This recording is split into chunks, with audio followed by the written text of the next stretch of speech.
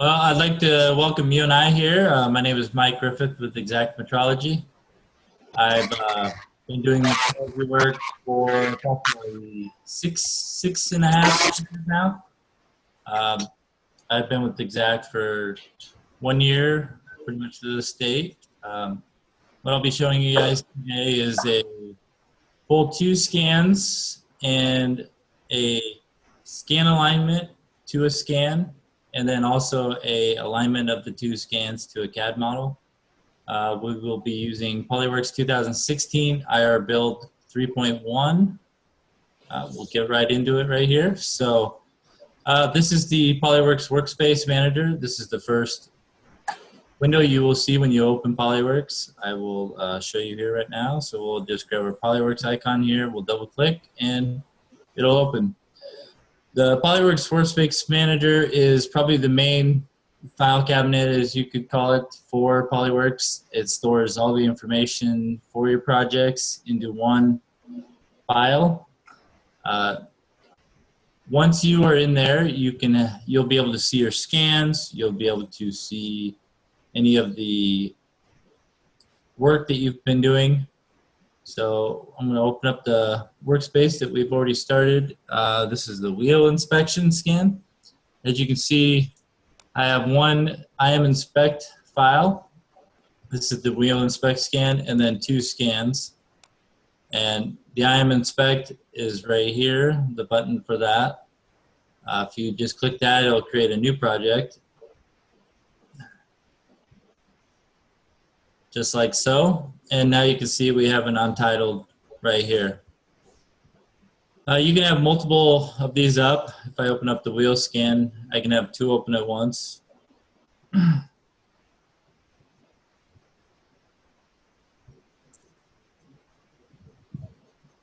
it'll show a lock feature showing you that the two scans and the wheel is locked.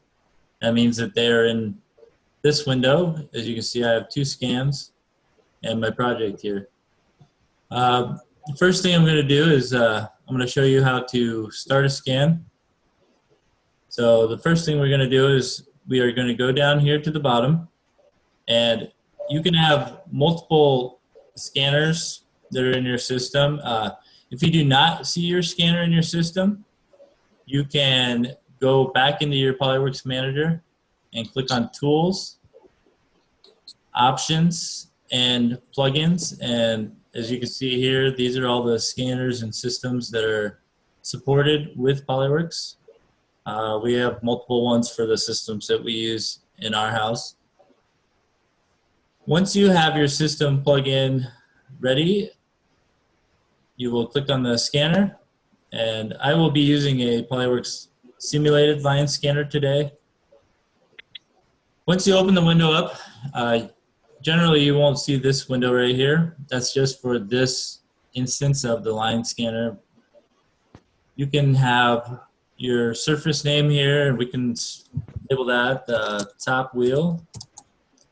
And we're going to turn off the real-time meshing today. We'll be using point clouds. You will see that you have some profiles. These profiles are generated towards the size of tolerance, the greatest tolerance size that you have. So as you can see, the extra fine is a 20 thou, and then for lesser than 20 thou, the extra fine is above 20 thou, and then it continues on until coarse, which is 79. I'll be working in millimeters today for this project. What I did was come down here to the button, and you can do, you can do microns, millimeters, centimeters, meters, inches, and feet, and US survey feet. I will be doing standard resolution today. You can do really fine if you're going into very high detailed. The difference in these is actually in the option button right here. And in the option button, you can go in and set all your settings that you feel necessary for your scanning, whether it be your line spacing, your delays. You can do your surface scanning, minimum searching, so you can search farther away, shorter away. If this one allows for zigzag passing, so you can come back and forth across your scan and it won't create any cross lines. There is real-time meshing, which builds polygonal models. It does have a built-in system where it takes all your data and then confines it down to a less amount, so you will have less. Won't constrain your computer as much. You can do max angle distances and all that. There's some filters. Generally, I don't have those on. Hole boundary and boundary, we won't work with any of those today, but you can scan and it will detail out your boundaries on your holes or your edges. Mostly those are mainly for like if you're scanning tin and very thin plastic. So we'll start with the standard resolution. I'm going to load up a scan here right now. Generally, you would just hit the start scan button and you would proceed to scan your part. So I'm going to scan a little bit right now. Hold on here.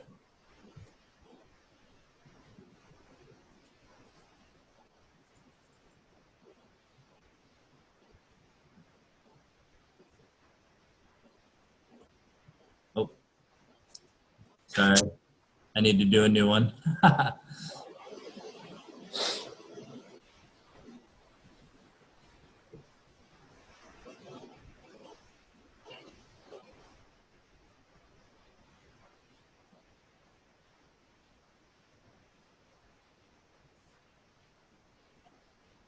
All right, so we're going to select the scan and we're going to start scanning. Oh, sorry.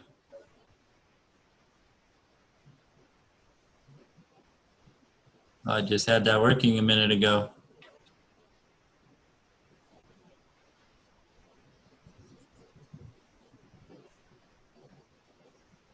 Close out of that real quick.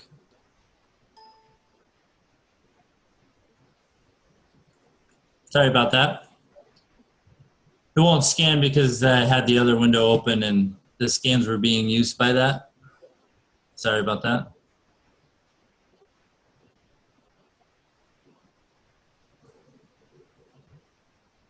All right. You proceed to scan with your scan. I'm not going to do the full scan. It takes about a half hour, 45 minutes for this program. But I'll show you a little bit of the top scan and how it's going through it.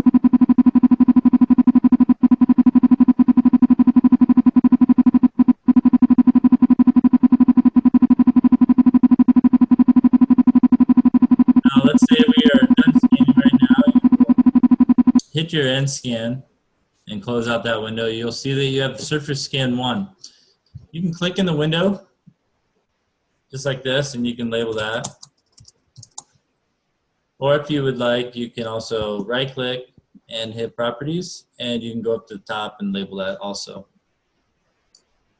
You can see that the fine detail of the scan, it's all point clouds. We can even change the color of that if we needed to.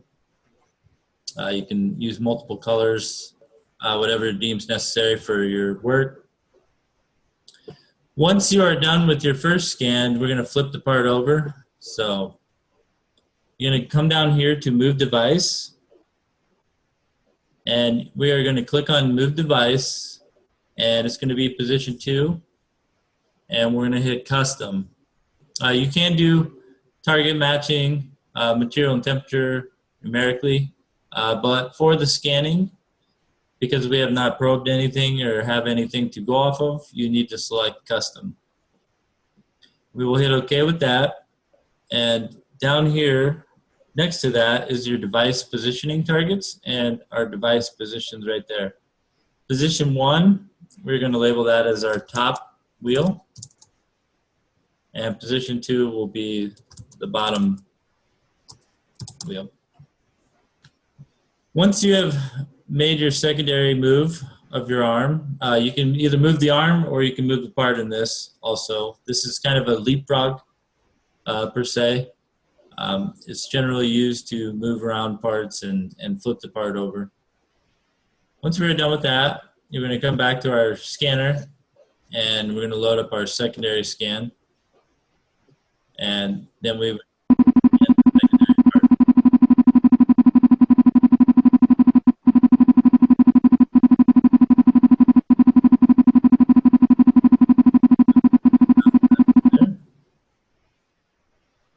And now you can see that we have two scans. We have a top wheel, and then we have our bottom section.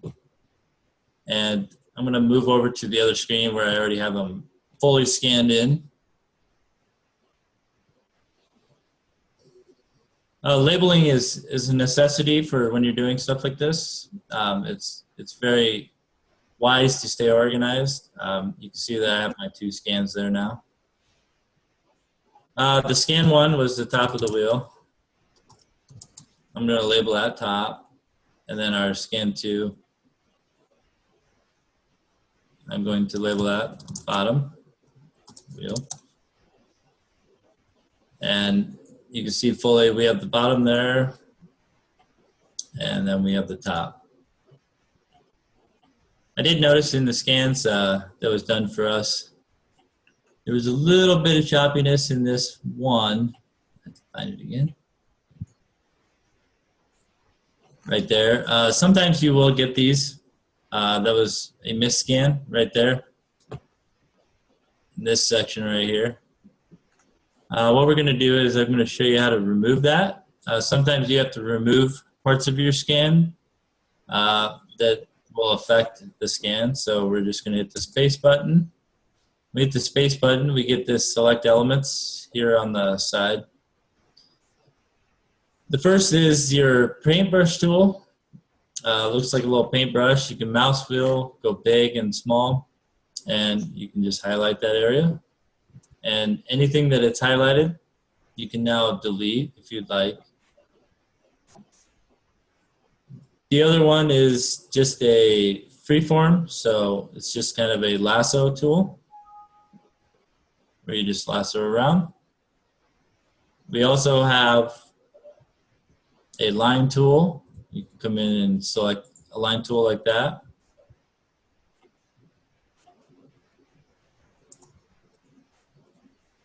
And then you have a surface. This mainly is for the CAD model, this last one, as it's little tiny dots, not much there to select. You do have a volumetric. This is the third on the side. You have a surface, and then you have volumetric. Volumetric will select a large volume of everything in the screen. You can also invert a deselect mode and toggle mode, which you can select what we're working with. And if I switch it, it'll select from outside of it. So if I was to delete anything non-red right now would be deleted, and anything red would stay, and so on and so forth. So it's just depending on which do you want to delete what you've selected or keep what you've selected and delete everything outside of it. The last one is selectable faces to front only. So if you had polygonal modeling on, it would just do the faces on that you're facing. It would not do the back. You could also turn on back only. It would do the ones behind it, not the front face that you've selected, or you could turn on both. That would select both the front and back of your model. So I'm just going to paintbrush out this little area here. Trying not to get as much of the model as I can. And we're just going to remove that section right there. And we're going to delete it out of there. There's a little bit more right there. That's kind of a necessity sometimes, because if you get stuff like this, your mesh will not work right. It'll think that that's the outer layer, and then you have some bad data there. So we're just going to remove that little section there. All right. So as you can see, we have two alignment groups here. The alignment group 1 is actually associated with our top wheel. I'm going to label that for you guys. And the second alignment group is actually for our bottom wheel. Right now, these are associated with each one independently.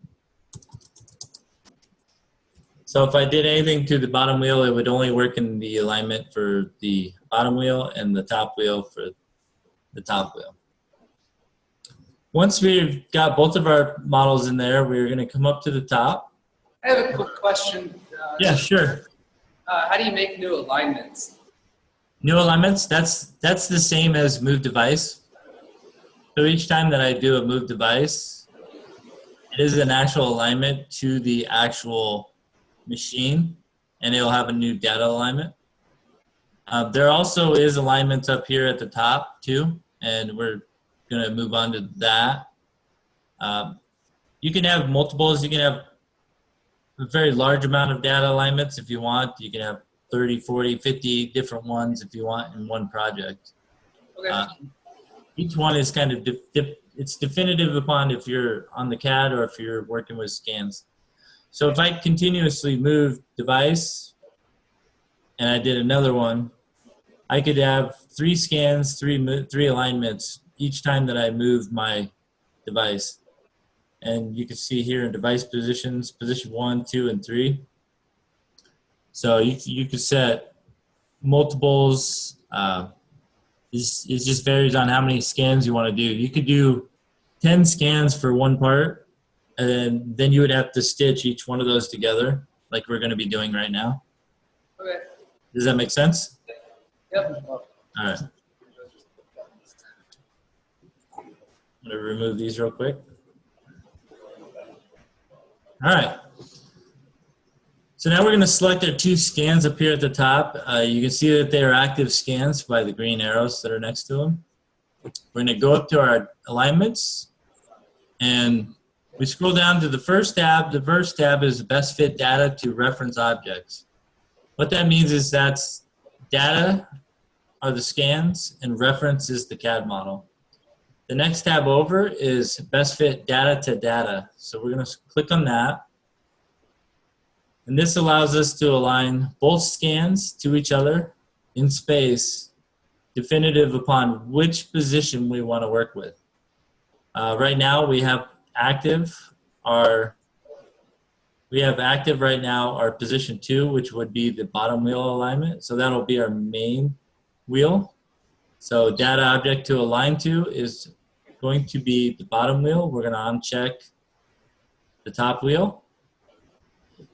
And then we are going to select specific and then select our top wheel. You can set your max distance to look for each other, and you can also set your subsampling from 1 to 1, 1 to 4, 1 to 16, and 1/64. You can set your max angle distance, and we can customize the iterations. We can also constrain to align to a plane, or we can just constrain to the X, Y, Z rotational axis and transitional axis. We will not do any constraining today. It's a lot to go through for that. So once we have our top wheel and our bottom wheel selected, we are going to pre-align using the point pairs, which is clicked right here at the top. So we will hit start. And then it'll split into 2 screens. Now, before you hit the pick button, you need to align each part to look the same in each screen. So cylinders are probably the hardest. So we have probably one of the harder things to do, which is a wheel, because there's no set planes and angles that we can go off of. Luckily, we have a casting piece right here that is left on the rim. So we're just going to zoom into that section and start with that area. And I'm just using my right mouse wheel to zoom in and out, or my right mouse button to zoom in and out in the screens.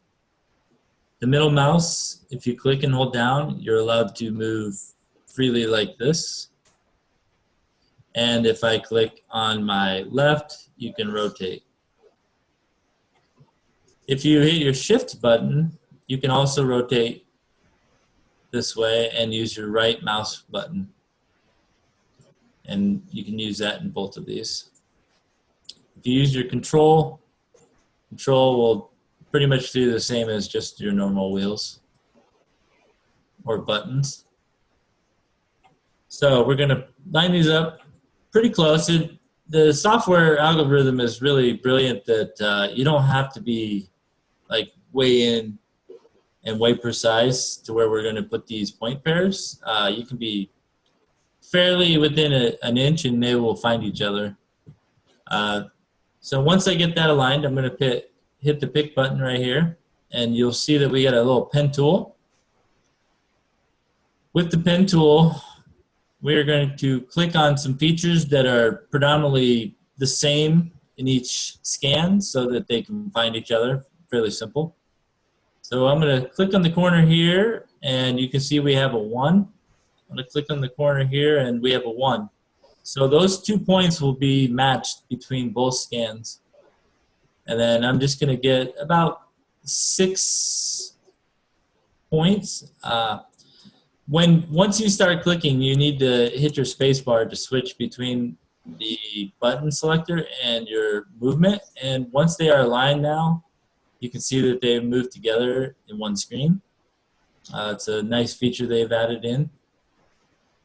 So I'll just continue to click on some areas. Try to get some areas that are very well matched. You do want to have your areas confined to the XYZ. So just like any point features, you want your XY axis, your Y axis, and your Z. You want points in all directions, or the model will not compensate for those.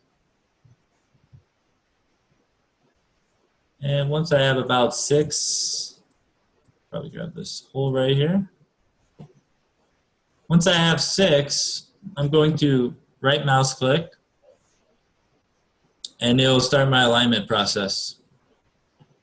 Now, depending on how big a scan or how many scans you have, depends on how long it will take. Now that you can see, we have down here, it says it took us 6 iterations, and our convergence rate is 0.00. It's about 7-8 zeros. It's very, very, very minuscule. And now you can see that both scans are aligned.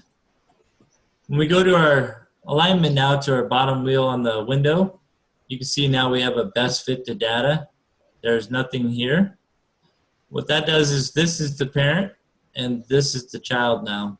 So this alignment for the top wheel is not used anymore unless you click on the active for the original, and then they're back to where they were. If I click active again on the best fit, then that's both wheels combined. And we're gonna label that. And sometimes you can't label, there we go. So combined wheel scans. So once we are done with that, we now have both of our data lined up, and we can zoom in and see how well the meshes have blended in. You will get some little runoffs like these. I don't know if you guys can see those. Let me turn the lines. That easier to see the pixels? So sometimes you will get some runoffs with the scans, but generally they line up very well. After that, you're ready to start measuring. So we're going to load up our model. So we're going to come up to the import button. It's this white paper looking button with the arrow. You can click on that. And we're going to come down to the third button, which is import CAD model. And we're going to select a STP file. So our wheel STP, open that. While that imports, does anybody have any questions so far?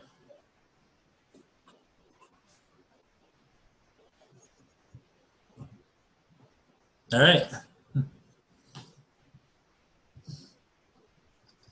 So now that we have our CAD model in, we have a coordinate system that's built onto the model, and we have our 2 scans here. And you can see up in the top here, we have our reference, which is the wheel STP. You can edit that if you would like. You can do CAD layers. You can do just objects. I've worked with some models that had 50 layers in there, and you can remove the layers you do not want to work with. You can change the color however you feel fit. You can also change the transparency of the model. So you can make it very transparent. You can hide it, ignore it, lock, and annotations. You can do a subsampling. So if you have a slower computer, we can actually get the drawing subsampling down so that we can move our screens around. If you have a large CAD model that's 30 feet long and has a lot of bolts in, so it makes it easier to turn your screens. It's just a feature to get the lag out.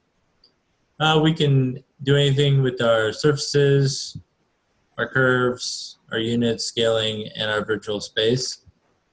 And then this shows the matrix for that part. Now that we have our model in, we're going to take both the wheel and the two scans, and we're going to come up to the alignment. Now we're going to go to the first tab, which was the best fit data to reference object. Reference being the wheel, CAD model, and the data being the two scans. We're going to click that now, and there is an option to leave right off the factory. It's automatic. We're going to leave that right now, and we're going to do a one-to-one sampling. The reason why I'm going to do this is being that it's a wheel, there's certain features that are the same, but there's certain features that are not the same. So I will start. It's going to try to auto-align the two scans to our model.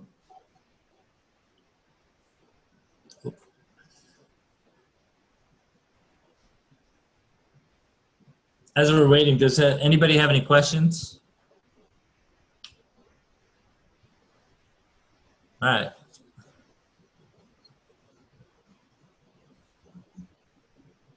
So as you can see over on the side here, these are the iterations. So it's been through 2 iterations and the convergence of those iterations. Most of the time the convergence should go down. Sometimes it will go up like it did there as it tries to refit, realign, refit, realign.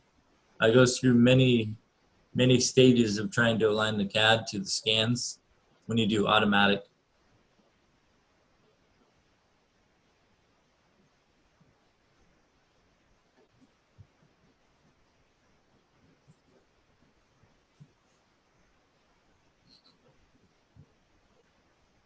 Almost done.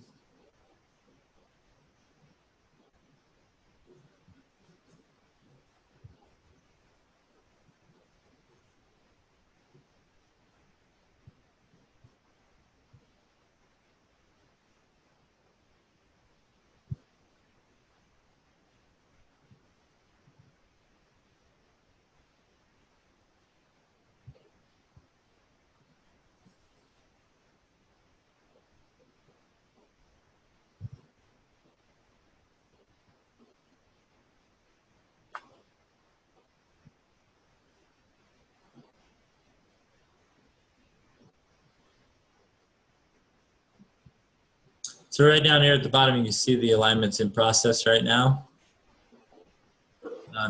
Generally, it does take a little long when you do the automatic. It's trying to find all the features on the scan and in the CAD and align them as best possible.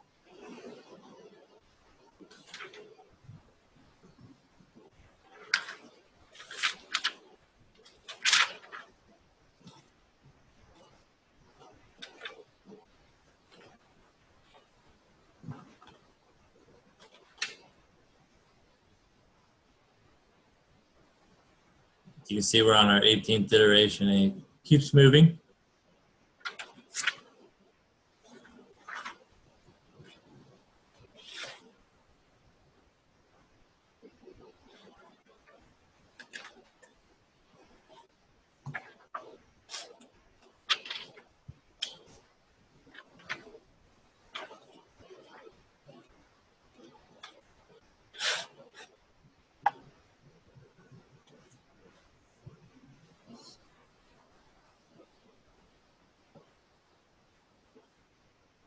Sorry about the window there.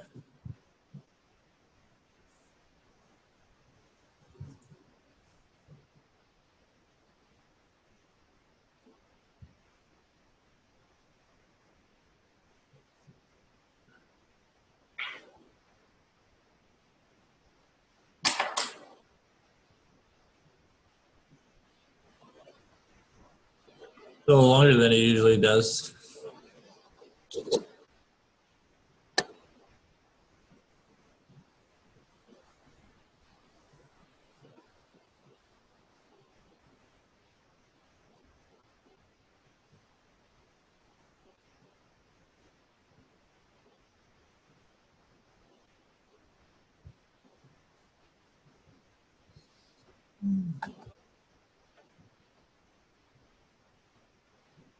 When you do have larger scans up to 20, 30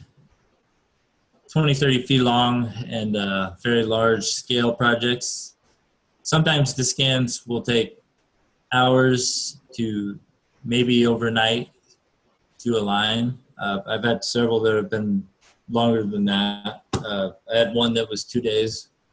So it does depend on the amount of data you have and the scale and size of your project. Should be about done here.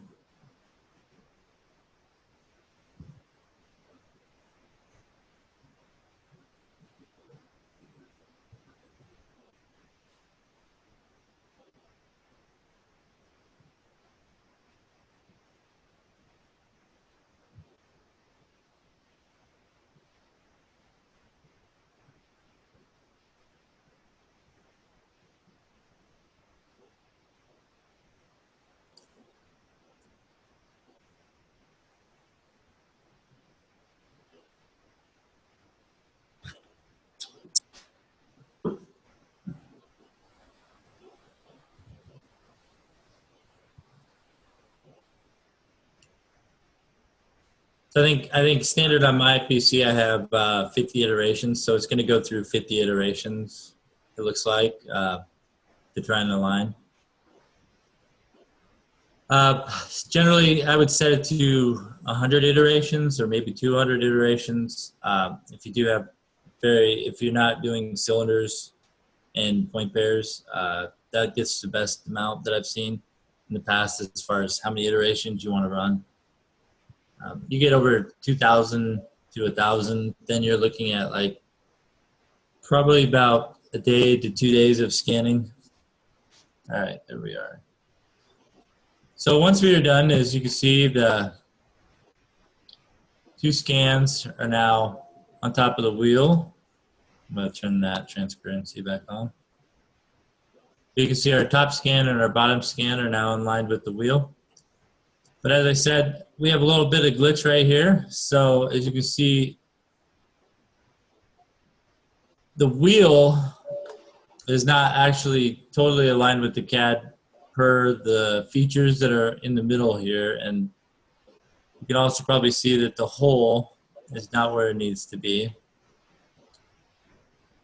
So when you do an automatic best fit without doing point pairs, you need to make sure that there isn't, it's not a wise decision to use it on anything cylinder or symmetrical that has the same amount of squareness and features, or it won't know which orientation that you're actually looking for. So we're going to reactivate our older alignment. We're going to delete that best fit. It's just going to update here. The reason why I showed that was to show that just because you use automatic doesn't mean it's always automatic. You really have to choose whether or not you want to use it for certain features and certain data.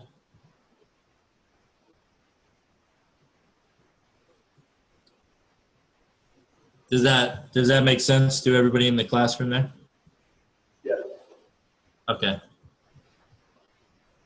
If you scanned a box and then put the box into a box, you wouldn't know if it was front or back or left and right. when you do an automatic alignment. So just we're going to move on to the next alignment, which is doing the same but with point pairs, which is almost identical to what we did with the 2 scans. So right now it's realigning the 2 scans that we had. Once you delete alignment, it then goes back to the previous alignment, and then it has to rethink and realign those. So give it a minute here.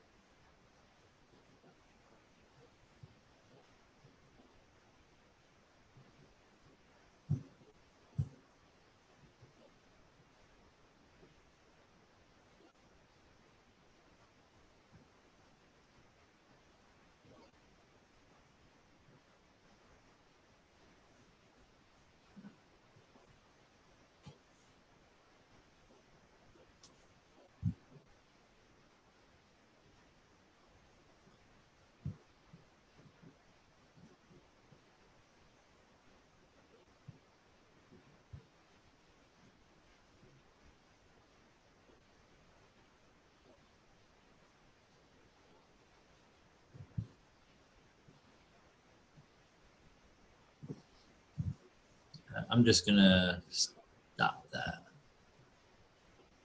And these back buttons up here, these are undo activation buttons. I'm just going to back it.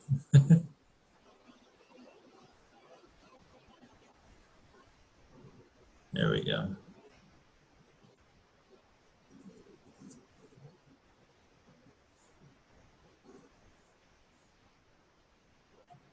Hopefully that'll speed it up a little bit faster.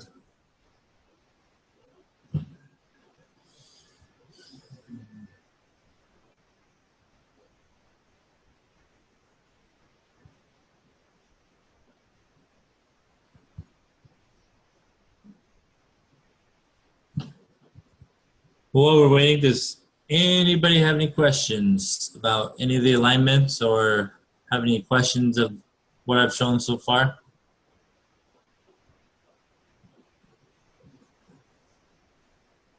Nobody? All right.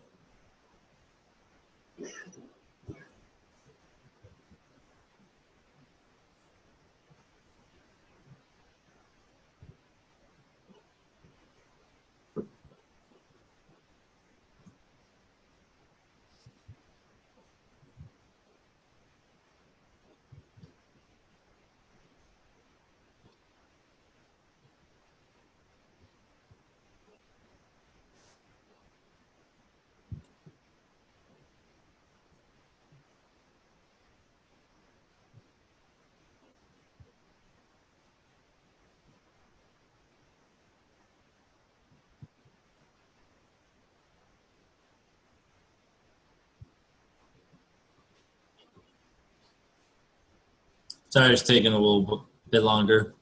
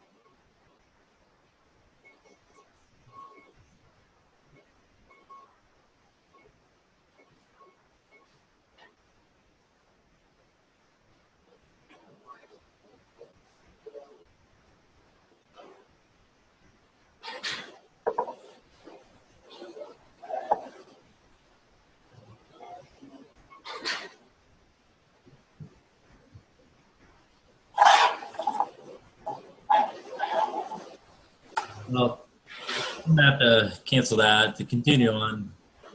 Just to reactivate this. Sorry about that. I'm just going to continue on from where we were. It could take a half hour probably for that. So what we're going to do now is we're going to actually go back in the best fit to reference, and we're going to select that. We're actually going to do a point pairs alignment, and we're going to hit start. And just like I said before,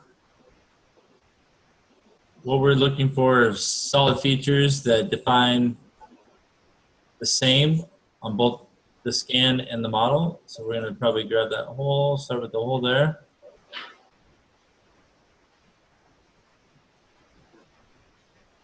And then we're going to try and match up both screens, be identical. And then we're going to pick our pick button. And just like the previous, we just start selecting features that look the same. We can use to align to.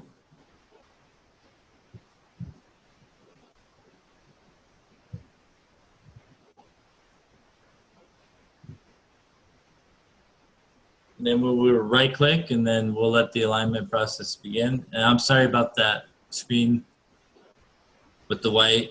I think that's due to the WebEx that we're running.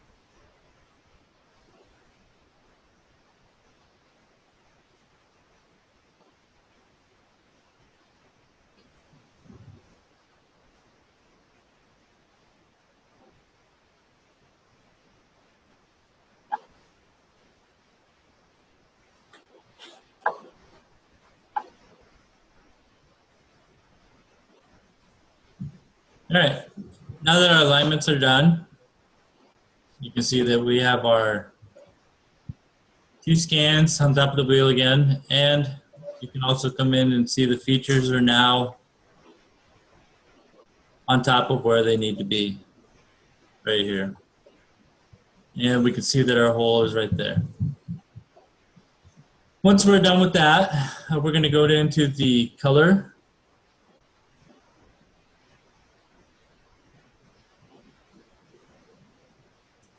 The data color map.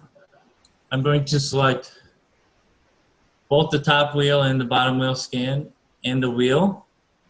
I'm going to come over here to the color maps, and we're going to select the first data object deviations from reference object surfaces. The direction will be shortest. You can also select along axis if you'd like. Just depends on what you're working with. The first, we will select specific, and then it will be the wheel STP for the reference. And then the data objects, we will have specific, and we will have the top wheel and bottom wheel selected. If you have multiple scans, it will have all those there for you. You may select your max distance, and you can set an offset. And you can do data point beyond reference boundary. We can select surface extension and measure the boundary. And we can choose between the highest reference surface or the closest reference surface, which will stay closest. We will select our measure.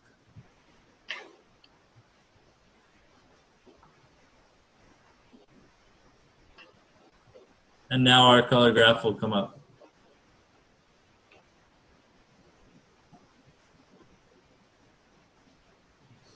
And here you will have the data to color maps activated right here. This will be the whole wheel. And over to our right side, we have our high color map and our Show Color Map button.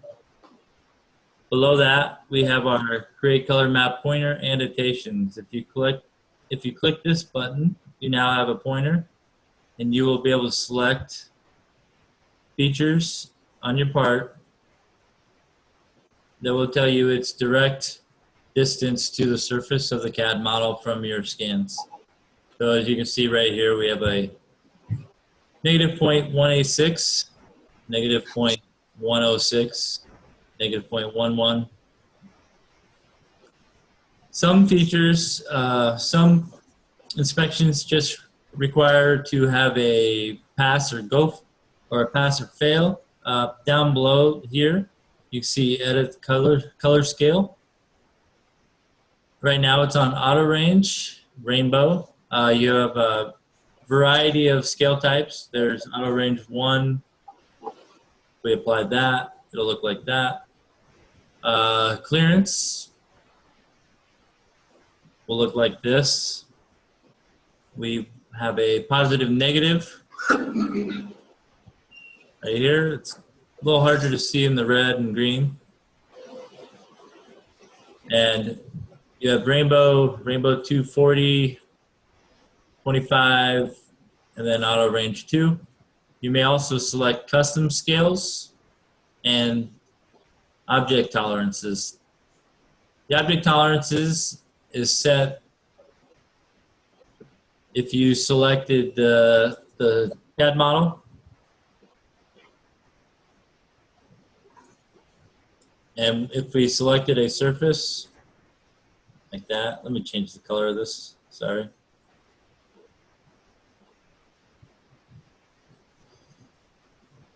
We select the surface and we go up to this tab here, we may actually select and add tolerances to each section of our part.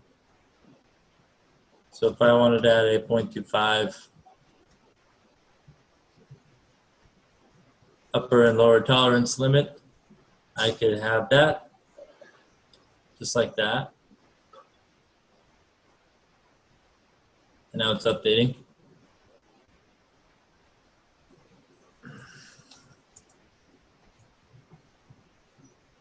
And now we have colors. We have now set just this area right here to be color scaled to that tolerance. So if we were to use object tolerance, there's a pass and go. And you can see where it's pass and fail now with that tolerance range right here.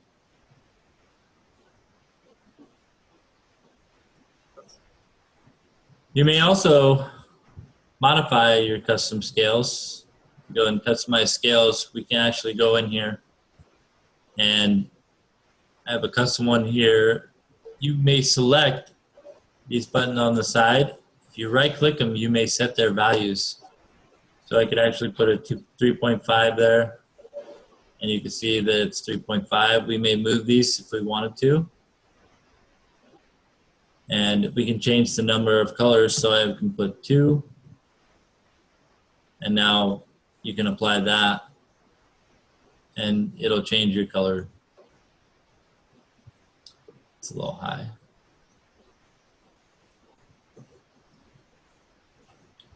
You can change this one, probably down to 2.5.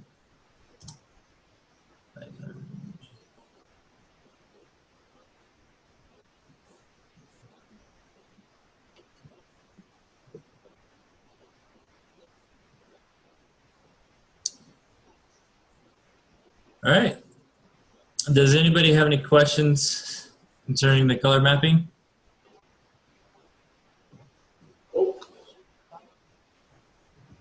All right.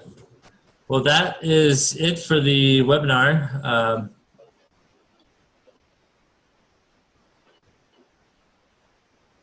Travis, do you have anything else? Or Jerry, do you have anything else that you would like to possibly see? Or well, if you wanted to talk about contact information, if anyone had questions, that would be probably a good time.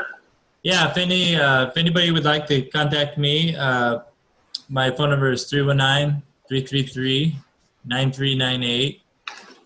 And my email is mikeg@exactmetrology.com. Very good, Mike. Thank you for your presentation. Yep, you're welcome. I want to thank you and I for this chance to do this. Sorry about the timing on some of those scans. When you get a lot of data, it does take a little bit of time. It's hard to cram it into a half hour, an hour.